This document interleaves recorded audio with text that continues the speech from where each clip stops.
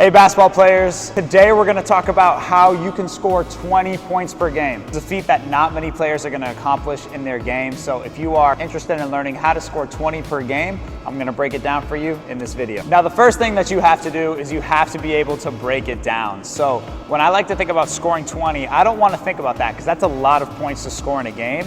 Rather, I want to break it down. I'm a high school player. I know that there are 8-minute quarters, 4 8-minute quarters over the course of a game. I want to score 5 points per quarter. If I'm playing on a college team where we have 20-minute halves, I want to be able to score 10 points per half. This allows you to break it down into bite-sized portions rather than thinking, oh, I have to score 20 points over the course of a game, which is a lot. And also remember this before thinking about all of these tactics and things, is that in some circumstances, you're not going to score 20. Sometimes the game just doesn't flow your way, and that doesn't mean that you're a bad player or you can't play. But also understand there are things that you can focus on to be able to score 20, and here are a few. Now the first tactic that I want to talk about is moving without the ball. Now a lot of times in today's game, we love to play ISO. We love to have a player at the top of the key getting into some sort of move to get downhill or get into a basket while everyone else stands. A lot of times defense is getting worse and worse and worse in the game because of this. We see defenses get worse and worse in a lot of ways, which allows you to find different cuts. Sometimes just giving a face cut across your defender's face is going to leave you wide open for a layup. Sometimes cutting backside is going to leave you wide open and you're going to have a teammate that's going to be able to find you. There's a lot of times when you got to be able to make cuts to be able to get to the basket, and these are great ways to pick up an extra 2 or 4 points per game.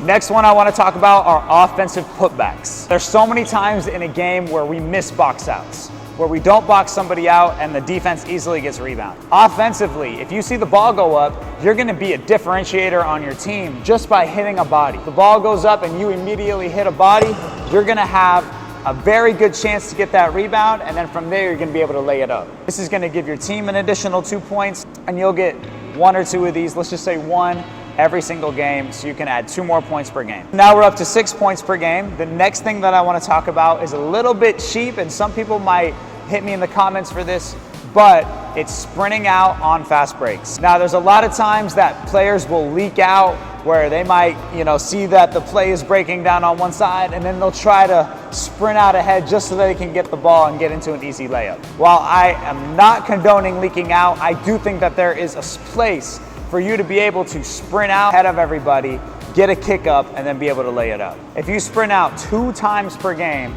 you're going to be able to get 2 more layups, which already gets you to double figures. You're at 10 points per game. Next thing that we want to be able to do is obviously easier said than done, but it's to be able to knock down shots. This is something that you can't always control. Sometimes you're going to rim out shots. Sometimes you're not going to be, in a position where you should shoot. But a lot of times players pass up open shots. So many players who are too passive with the ball, where you look to swing the ball before you look to drive. You look to swing before you look to shoot, when you should have a more aggressive mentality and mindset.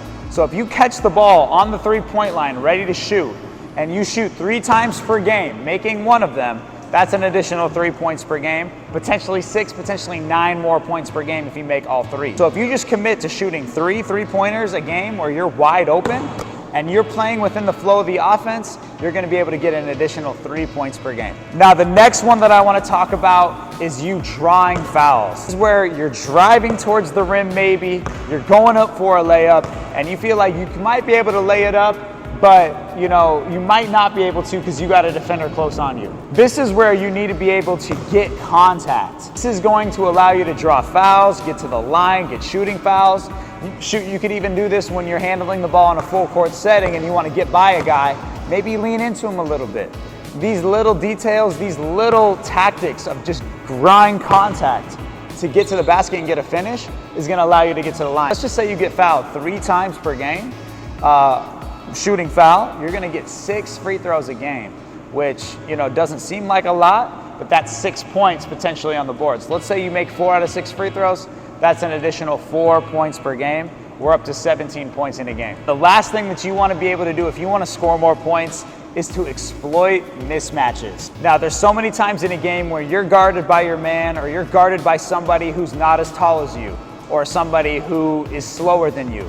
And in these times, you need to be able to recognize these and understand, hey, I have this slower guy on me, let me take him to the basket. If I have this shorter dude on me, let me get into my jump shot because he's not able to block it, right? Just seeing these mismatches and seeing them in different situations is going to take obviously a lot of time, energy, effort, experience, but if you can be able to exploit 2 mismatches every single game, get 2 buckets, you're going to be able to get 4 more points per game, which is going to allow you to get to 21 points over, 1 point over what we were looking to get. So obviously these are hypotheticals. I'm not saying that you're going to go into your next game and drop 20, but if you try some of these things every single game, if you focus on 1 or 2 of these, I'm going to focus on cutting towards the basket, or I'm going to focus on getting contact off the dribble, you're automatically going to see you get more and more points on the board as you continue to implement these little strategies and tactics. So if you enjoyed that video, make sure that you guys leave a like, make sure you guys comment other video ideas below.